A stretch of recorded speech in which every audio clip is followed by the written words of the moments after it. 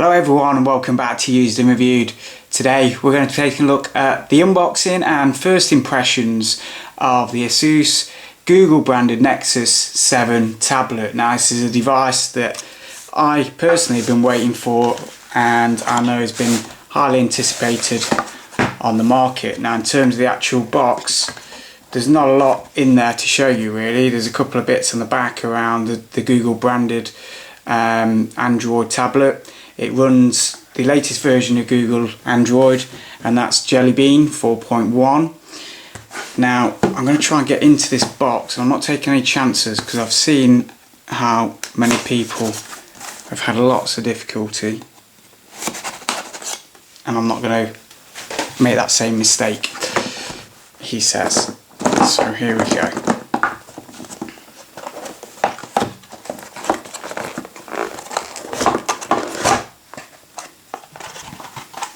Wow. So here's a tablet, very nicely presented actually, very Apple-esque in terms of the tablet on the top, like so. I'm going to put that to one side for a moment. Let's see what else we've got in the box. There's another box, nothing else in there. So I think in here we're going to have the usual quick start guide, warranty information, USB cable and USB should I say, socket. And is that it? Oh, it's the actual adapter. We're in the UK here, so it's a 3-pin adapter.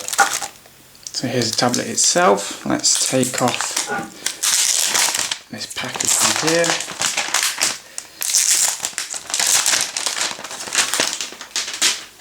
And there we go. It's a very thin device, and I'll just quickly show you around.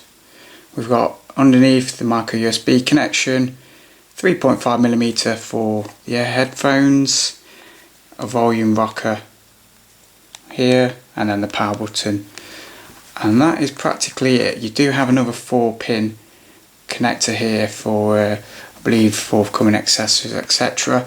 The back, as you can see, is Nexus branded, Asus underneath, and then there's a rear speaker grill here, and as you can see it's sort of like a golf ball texture. It's actually plastic, although it does look leather in, I guess it can look like leather, but it is plastic. So in terms of size, I wanted to just show you, because I've never really had a 7-inch tablet, so I never really got my head around how big it would be. So here is a 10-inch Motorola Zoom. As you can see, a fraction of the size, and what that means is you can hold it in one hand fairly easy. If you're playing games, you've got access to the games on each side and the controls, and I think it's very light as well, so you could quite easily watch a movie or read an ebook in bed. And just to give you a further comparison, there's a Galaxy S3. So just to give you an idea of perspective.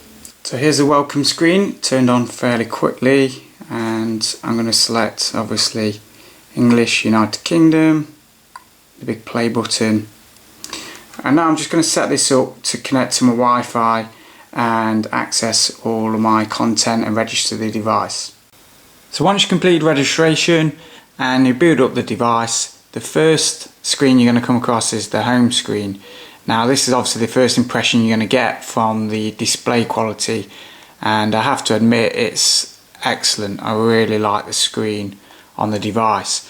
Just to run through some of the specs then, as I mentioned, it's a 7-inch display. It's actually, in terms of resolution, at 1280 by 800, which is equivalent to 216 pixels per inch. It's a backlit IPS display, and it's actually got scratch resistant Corning glass. Now in terms of the camera, there is a front facing camera on the top, as you can see here. Now that's at 1.2 megapixels. There is no camera on the rear, and personally I don't mind the exclusion of it.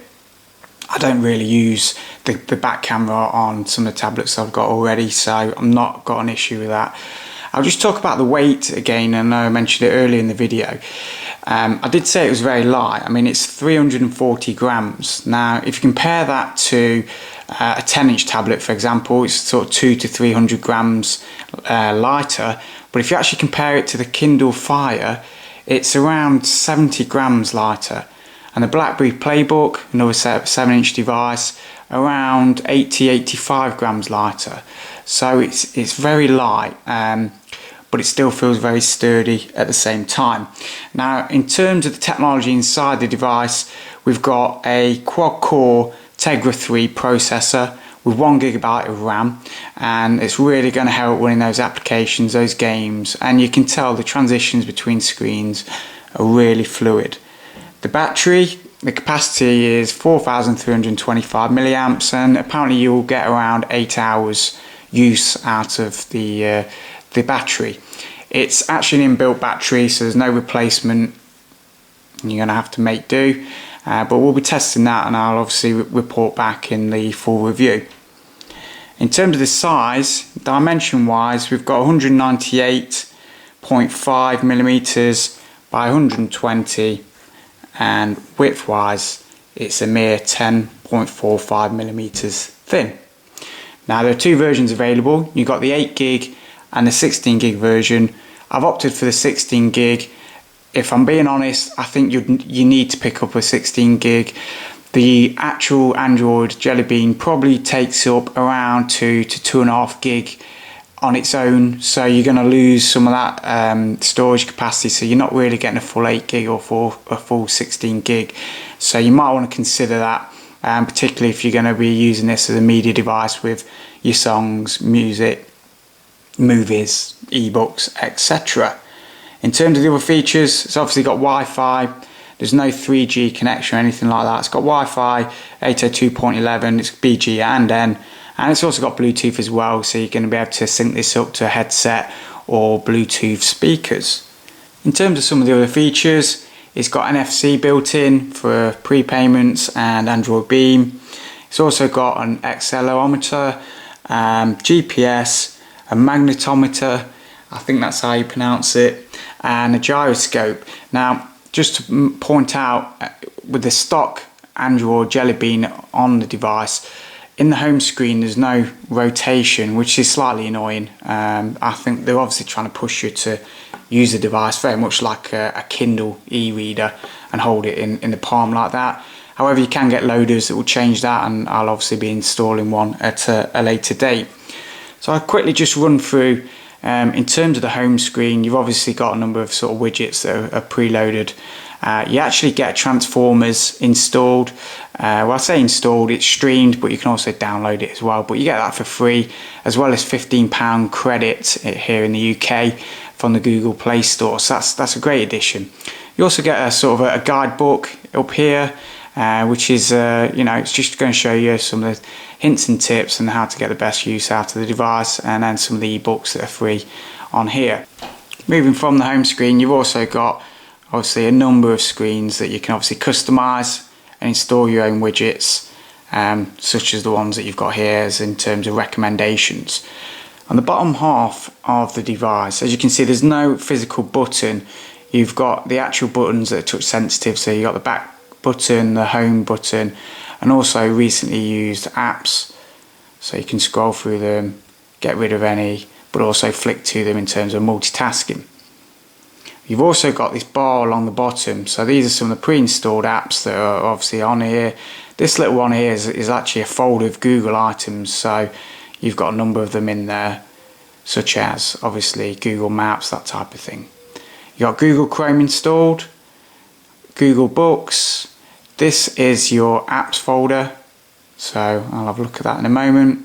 You've also got the media, so that'll be the obviously for movies, music player here, and then a quick link into the Play Store as well for downloading, purchasing new items. Now I'll just go back to the app screen here.